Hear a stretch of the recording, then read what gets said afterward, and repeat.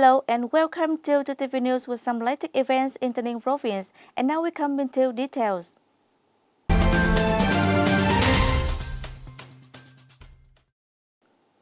The audience, during the period of social distancing, the police reinforced their forces to maintain security, order and safety for the people, and the application of control during the period of social distancing is severely enforced. Since the implementation of Directive Number 16, the patrol and control teams of epidemic prevention and control in Tay Ninh province have discovered over 8,000 violated cases. Tay Ninh operated 467 checkpoints with approximately 2,000 officer troops and intersectoral personnel to guarantee security and order when executing the Prime Minister's Directive 16. Over 10,000 vehicles were checked at the checkpoints, including over 5,000 trucks and over 3,000 motorcycles. Furthermore, using 116 teams and 649 mobile patrolling officers and soldiers, the House sanctions administrative ranges in over 8,000 instances, totaling 16 billion Vietnam dong. During the tension of the implementation, people getting out ought to have identification documents such as certificate of negative COVID-19 test, medical statement before leaving the house, as well as passing through the checkpoint, identity card, transportation documents, employees' cards, and must specifically comply with 5K. Strictly enforce social distance in accordance with Prime Minister Directive 16 in order to avoid the sort of infection, limit FO instances, and reduce the number of deaths. There may be certain inconveniences and life may become more difficult, but all for the sake of people's health and safety. Drones will continue to be used by Tay Ninh City Police to check people's compliance with Directive Number 16 with the drones operations such as flexible high and low flying range, broad observation angles, and detailed picture capture.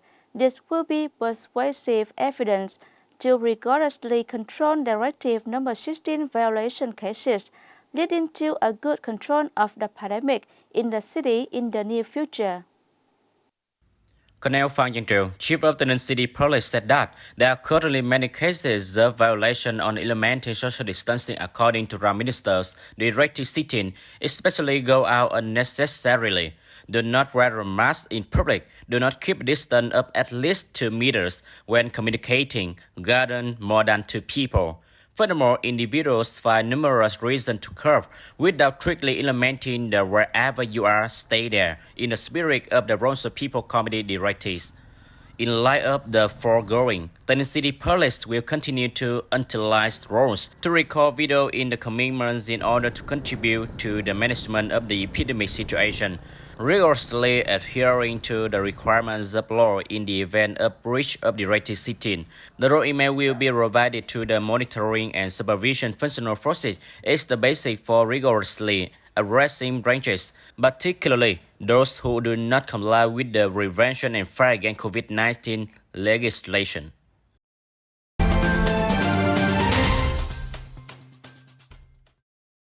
The Steering Committee for COVID-19 Prevention and Control of Duong Minh Chau District is transforming 8 hamlets in 3 communes in Duong Minh Chau District into a green zone to reduce the danger of COVID-19 infection. There are 57 hamlets and quarters in Duong Minh Chau District as a whole, of which 49 hamlets and communities are green regions, and there is no epidemic. However, there are still 8 hamlets in Bào Năng, Phang, and Suda communes that are classified as yellow zones or risk regions and are at risk of COVID-19 infection. Meanwhile, 3 communes, including Phang, Bào Năng, and Suda, are located on the same main road 781. Therefore, the communes are collaborating to undertake epidemic preventive measures in order to shift from the yellow zone to the green zone as soon as possible. 49 hamlets and communities that are now green areas will keep the region secure by installing checkpoints along the routes leading to it, from the main asphalt road to the dirt road, the inner field road. The guard forces at these posts are alternately arranged day and night, notably on infield routes. establishing fixed lock gates and hard lock 24 per 24 hours. This is the rigorous approach of Duong Minh Chau district to preserve and grow the region. The audience, the Central Committee of the Ho Chi Minh Communist Youth Union, has just decided to posthumously award the Brave Youth Badge to Major Lê Huỳnh Nhật Minh, born in 1989, former deputy head of Phước Thạnh Commune Police of Co Dau District, who sacrificed himself during the task of preventing and controlling the global COVID-19 pandemic. In the morning of August 31st, Ms. Nguyễn Thị Trúc Mai, Deputy Secretary of the Duong Minh Youth Union, President of the Vietnam Youth Federation of Tay Ninh Province, visited and awarded the badge Brave Youth to Major Lê Huỳnh Nhật Minh's family. With the permission of the Youth Union Central Committee, the Deputy Secretary of the Duong Minh Youth Union, together with the delegate from the Tay Ninh Public Security Youth Union, burned incense to honor, express condolences and appreciation for comrades' sacrifice. It's known that since the outbreak of the COVID-19 epidemic, Comrade Lê Huỳnh Nhật Minh has actively participated in the prevention and control of the disease. During the COVID-19 outbreak, Major Lê Huỳnh Nhật Minh and other members of the tracing team performed epidemiological examination on numerous FO cases and infectious cases, as well as many F1, F2 cases. At the same time, successfully fulfilled the duty of guaranteeing security and order in the locality blockage region. Major Lê Huỳnh Nhật Minh was unhappily infected with COVID-19 during this expedition, although being aggressively treated by physicians and nurses, but Major Lê Huỳnh Nhật Minh has passed away.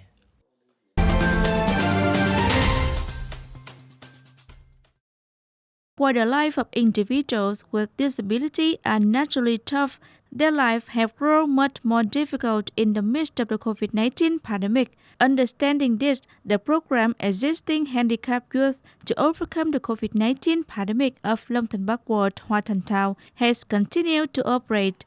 Since the province implemented social distancing until now, Long Thành Bắc Ward Youth Union has organized two programs, the main activities of which is to visit, encourage morale, and combine propaganda on COVID-19 pandemic prevention and control, as well as to give gifts to 25 people with disabilities who are members of the World Disabled People's Club. Furthermore, the World Youth Union supports 10 people with disabilities in difficult conditions on a daily basis through the Zero Vietnam Đồng Meal program. The items supported by the World Youth Union include rice, sugar, soy sauce, vegetables, and fruits of all kinds, etc. Funds for the implementation of the program are deducted from the fund to support the consumption of agricultural products and mobilize the sponsors. In the coming time, the Youth Union will try to organize the program twice a month and maintain it until the end of social distancing. Ladies and gentlemen, to deal with the harsh situation caused by the COVID-19 pandemic, several areas in the province have flexibly adopted measures to prevent and control the pandemic, particularly in Duong Minh Chau district, which was formerly the center of the province pandemic. In recent days, in addition to reducing the red zone or region with a high risk of COVID-19, the development of protection of the safe zone, also called the green zone, which is regarded as a good model, has been reproduced in many localities around the district. This thought to be an effective shield in the prevention and control of the COVID-19 pandemic. The COVID-19 chapter on Phước Ninh Bridge, which spans the west canal between the two communes of Suối Đá and Phước Ninh in Duong Minh Chau district, has been operated 24 hours a day for more than a month. Whether it's sunny or rainy, the members of the inspection team continue to work with their utmost energy and responsibility, battling the epidemic as if it were an adversary and rigorously regulating who comes in and out of the area. The chapter at this west canal bridge is also a lifeline. The chapter has been in place in the first deployment of Directive 16 on July 16, and this has been half a month. I also built a theater to protect from the sun and rain. We also attempt keep the checkpoint and we did treat on the spot to guarantee appropriate and restricted interaction with the family. With the spirit of working up to protect the green area, preventing the epidemic from breeding in the community, protecting people to have a good night's sleep even though it is late at night. There is no sign of traffic on the street move, but at the green zone rotation post on Route 781 continuous between Suida Commune and Duong Minh Chau, the functional forces still took turns standing by.